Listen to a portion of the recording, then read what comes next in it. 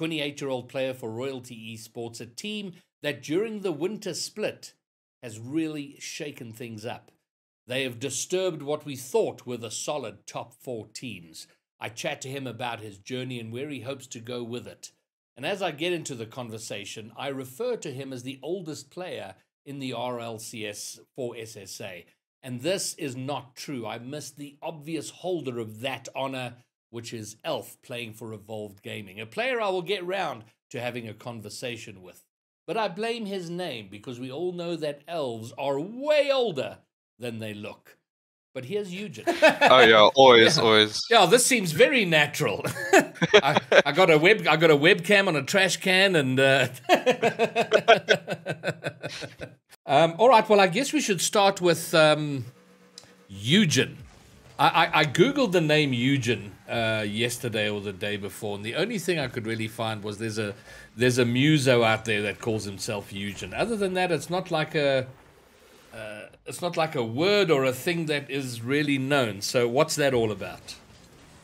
So it's got an incredible backstory. I hit keys on a keyboard, deleted some things, and it just came out. Okay. Right. Nothing special behind it, to be honest. It's at least easy to say, and as a caster, it can be quite confusing. But Yujn, I can deal with. I've done very well with that. So from that perspective, it's good. All right, Yujn. So you are, and I don't know how you feel about this, but you are the elder statesman of the local Rocket League competitive scene. At 28, you're the oldest RLCS SSA player. So I'm interested to know the story, how it came to be Rocket League, why you play Rocket League, why you're still playing Rocket League, and where it's all going. So let's start the journey with how long have you been at it? So I've been playing since 2016. I mean, I started playing then, but I didn't. I played like 10 games and then stopped for like a year. Because out of frustration of not being able to move the car. Okay. And then kind of just some of my mates were playing, so just played with them when they played. And it was that super janky play style of having a defender and net the whole time, and yeah. The goal camper. Yeah, 100%. But yeah, I kind of just started out with just mates, and then pretty much just kept going. Mates eventually just stopped playing, and yeah, I pretty much solo grounded to about C3, and then I was playing a VS tournament with 2 other guys that joined me later on. They were, I think, gold at the time, so we played VS, like a VS tournament together, and we actually came up against Pirates, and CPZ pretty much told me to contact Low to actually find like a team. And Low got me in touch with Capes, so yeah, then joined Amarok, I think it was at the time. Oh my word, that was a team that was around. I think Amarok was around when I was first getting into the scene, like almost 3 years ago-ish. That sound about right? Wow. Yeah, okay. And then that's pretty much where I met Original and Nino. And then pretty much the other guys in the team above as well, which was Phallus or Capes, and I can't remember the Skill. I think it was Skill at the time. Okay. And why Rocket League? Why are you doing this? I mean, I play a lot of games, but I mean, Rocket League's always caught my attention, so I just keep coming back. It's the grind of wanting to get better and just never being able to get there that keeps me playing. So, yeah. Okay, and so now you're playing RLCS. You're playing with Royalty, and Royalty is like has been in a very exciting team from a spectator point of view, because by the end of the fall split, things had kind of settled into, okay, we've got our 2 top teams, and that's Orlando Pirates and Bravado, and then we've got DNMK and ATK. Those are our next 2. So we got our top 4 solid, and then the rest are all the guys who are trying and scrambling for something. And then you guys came in on this split and kind of turned things upside down. So I don't know. I'll ask the question very generally, but is there a story of how that came to be? How has that happened? How have you suddenly become this team that's upended our solid top 4? Yeah,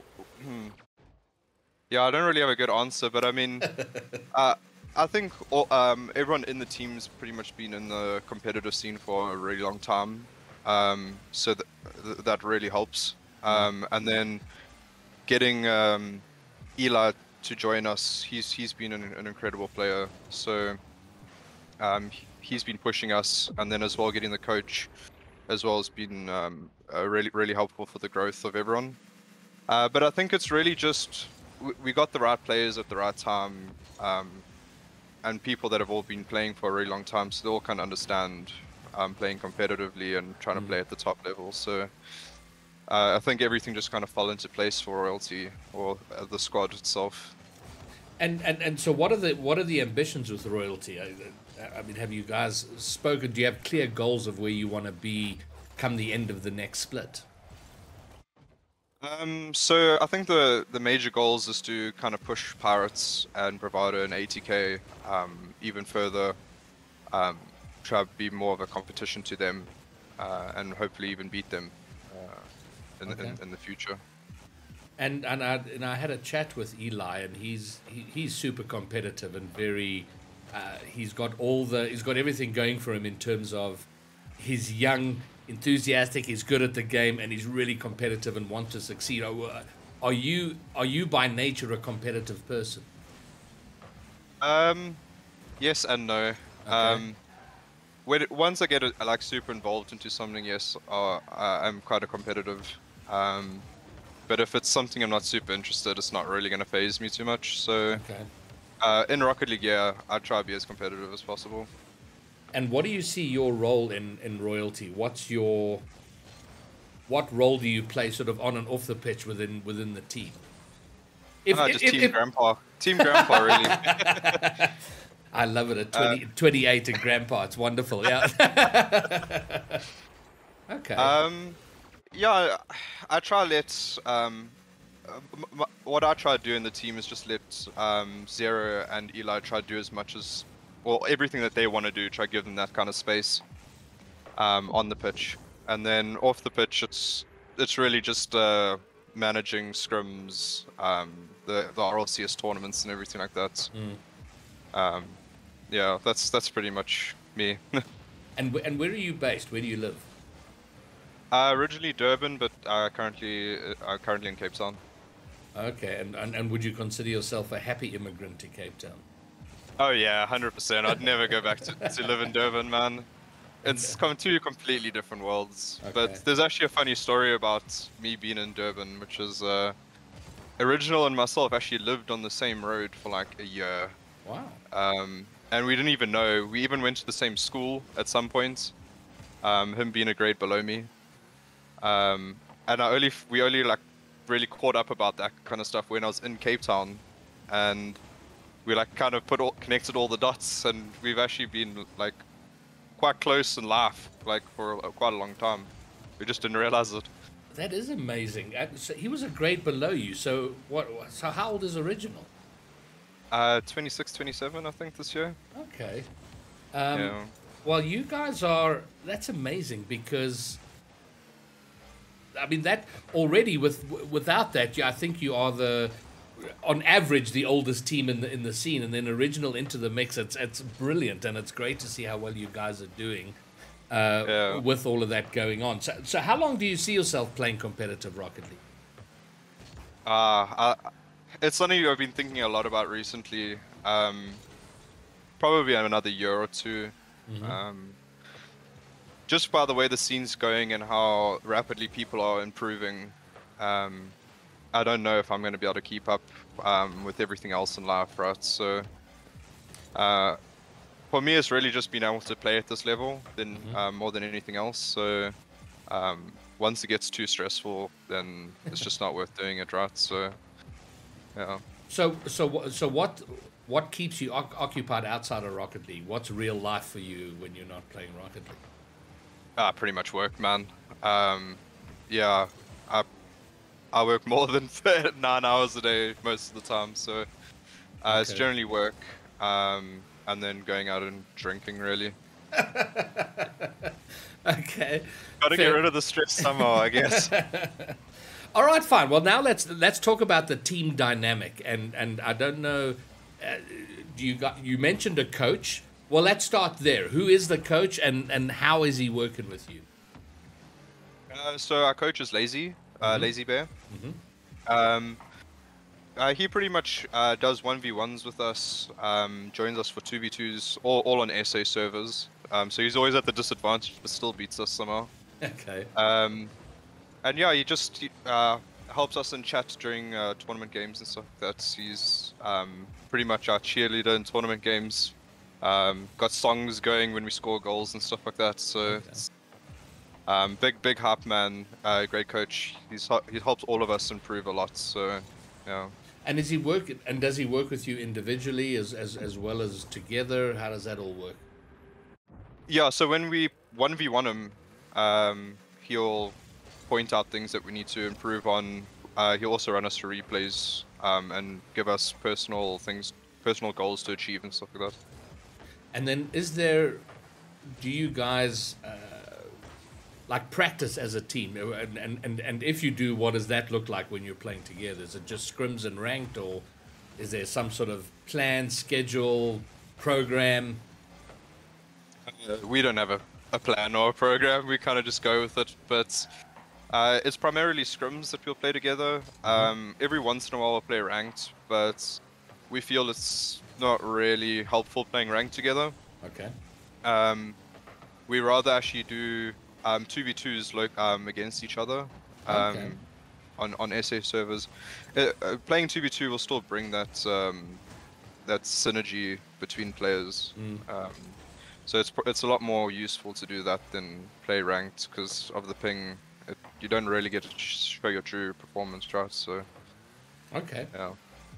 All right, and then if we take the conversation now a bit more broadly, in your opinion, where is the local scene from a skill level compared to, say, North America or Europe? We've got a long way to go, but it's not. I think we can do it in the next 2-3 years. Maybe not play at like grand finals, but at least be competing at some sort of level, right? In the next 2-3 years. I think it's going to take a lot longer than that to start winning like RLCS Worlds, right? But I mean, that it's just going to come with the new people coming into the scene and the older players helping them out and trying to grow the scene as much as possible.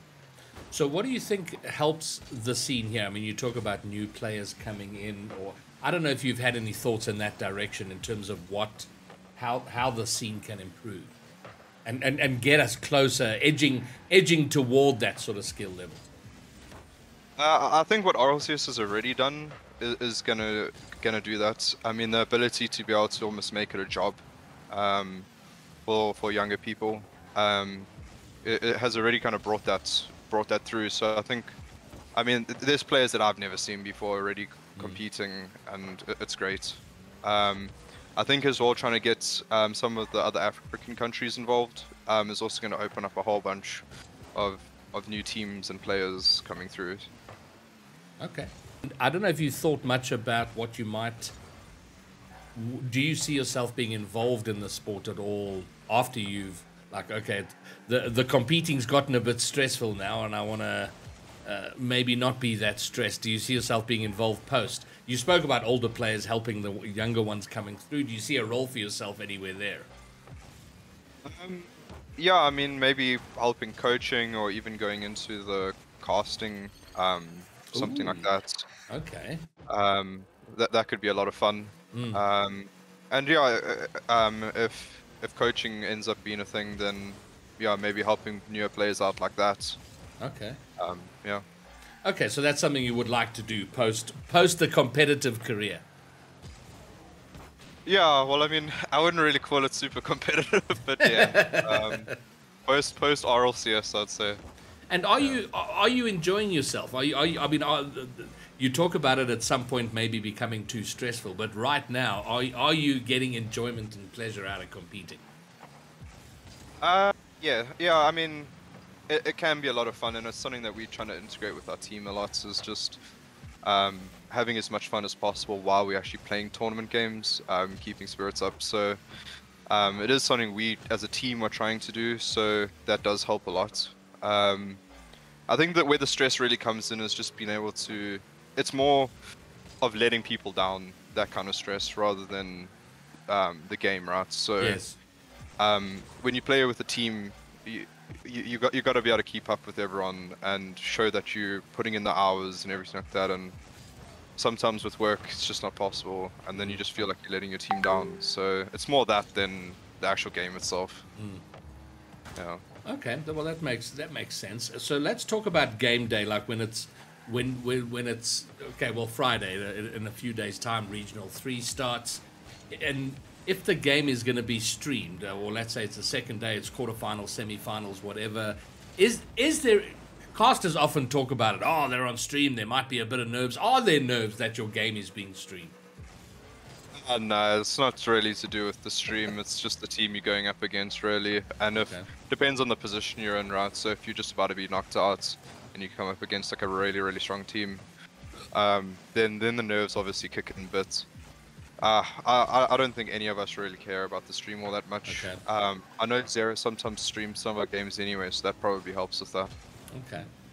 All right. Well, tell me about your epic reverse sweep. Was it I think it was Regional 1.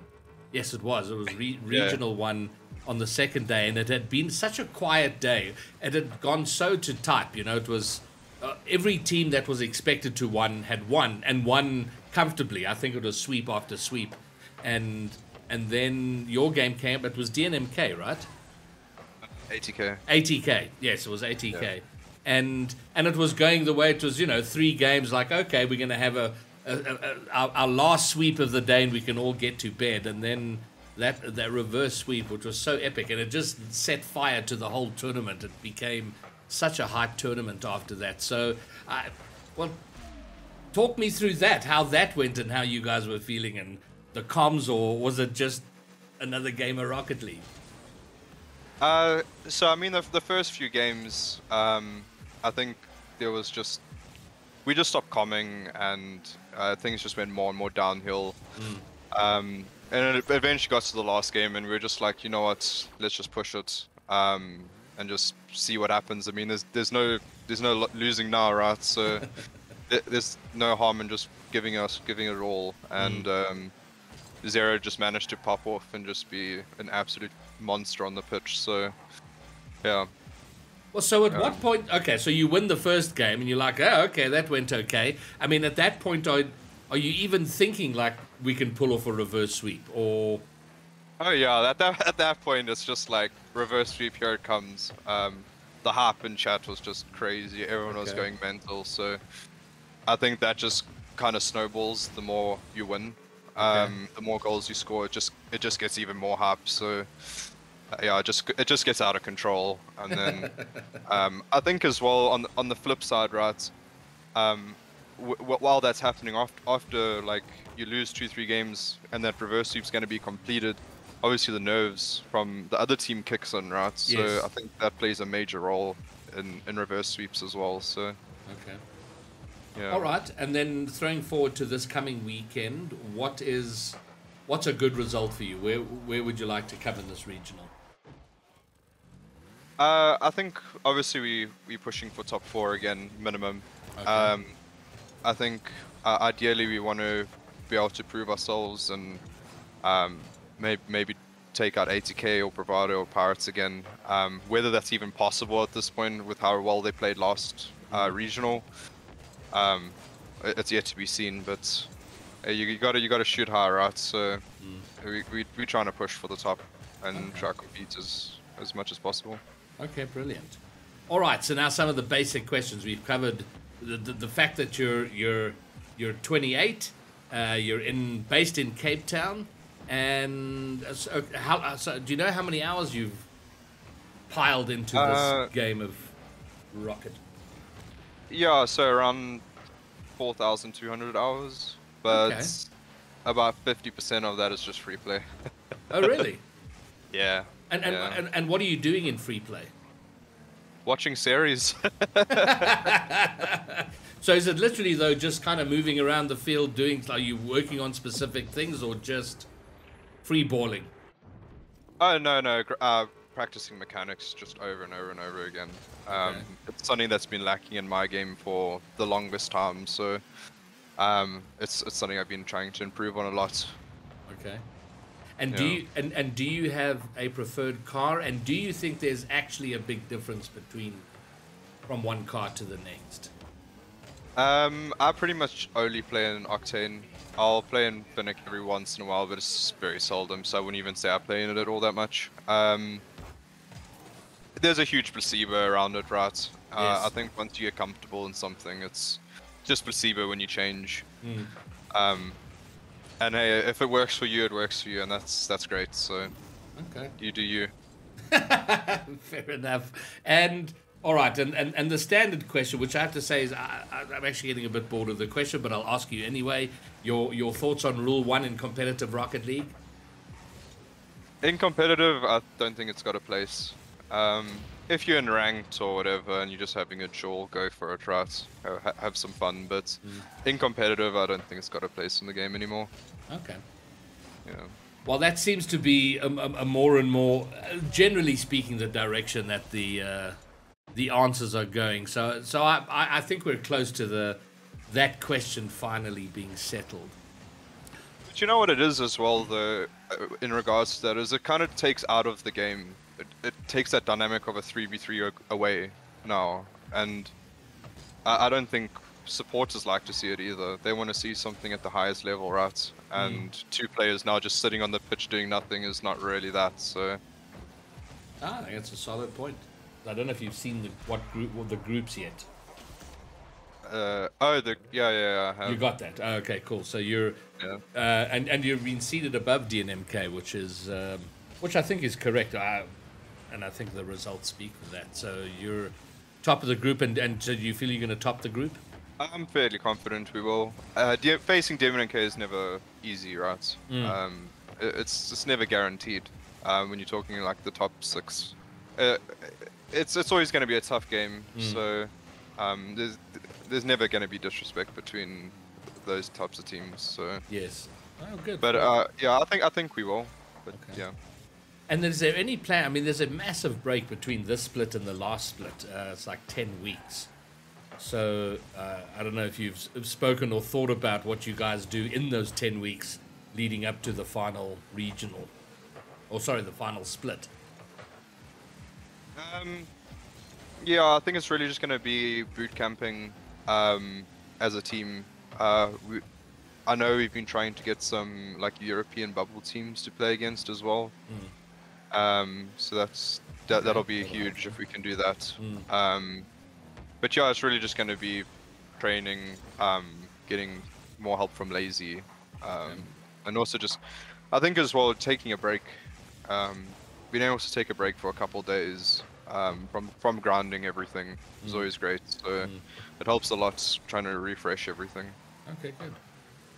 All right. Well, Yujn, I really appreciate you taking time and telling us a bit of the story and your thoughts, plans, ideas.